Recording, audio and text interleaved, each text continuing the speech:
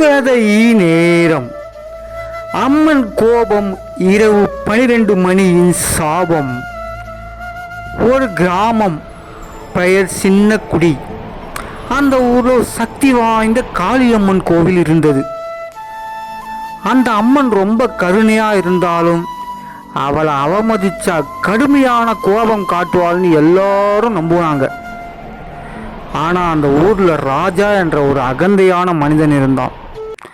அவன் எப்பவும் இதில் எல்லாம் நம்பிக்கையே இல்லை, எல்லாமே பொய்ன்னு சொல்லுவான்.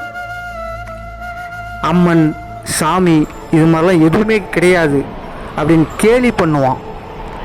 ஒரு நாள் அவன் நண்பர்களுடன் சேர்ந்து கோவிலுக்கு போய் இரவு 12 மணிக்கு நான் இங்கே இருந்தால் என்ன ஆகும் பார்ப்போமா என்று சவால் விட்டான்.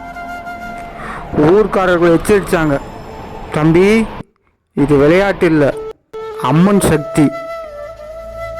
ஆனால் அவன் கேட்கவே இல்லைங்க. அந்த இரவு 12 மணி, கோவில் முழுக்க இருள், காற்று பலமாக வீச ஆரம்பித்தது. ராஜா மட்டும் கோவிலுக்குள் நின்றிருந்தான்.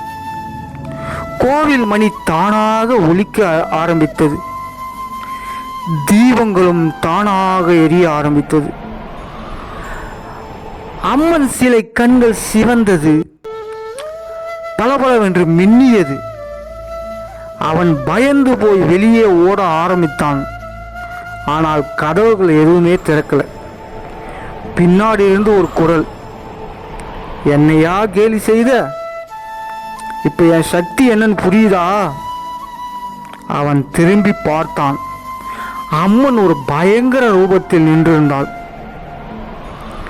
முடிகள் சிதறியும் கண்கள் தீ பிழம்பை போல காணப்பட்டாள்.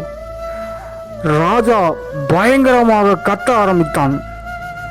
அம்மா என்னை மன்னிச்சிடு, நான் தவறு செஞ்சிட்டேன். ஆனா குரல் இன்னும் கோபமாவே, நம்பிக்கை இல்லாதவனுக்கு என் அருள் எப்பயுமே கிடையாது என்று கோபமாக அம்மன் சொன்னது. அடுத்த நாள் காலை கோவிலுக்கு வெளியே ராஜா மயங்க நிலையில் கிடந்தான். அவன் உயிரோடு தான் இருந்தான். ஆனால் அவன் மனசு மட்டும் மாறிப்போச்சு. அந்த நாள் முதல் அவன் தினமும் கோயிலுக்கு போய் அம்மா நீயே சக்தின்னு வழிபட ஆரம்பித்தான். உறவுகளே, அம்மன் கருணை கடல். ஆனால் அவளை அவமதிச்சா கோபக்கடல். பக்தி இருந்தா காப்பாற்றுவா, அகந்த இருந்தா கற்பிப்பாள்.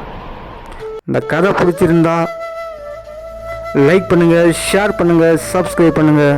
நன்றி, வணக்கம்.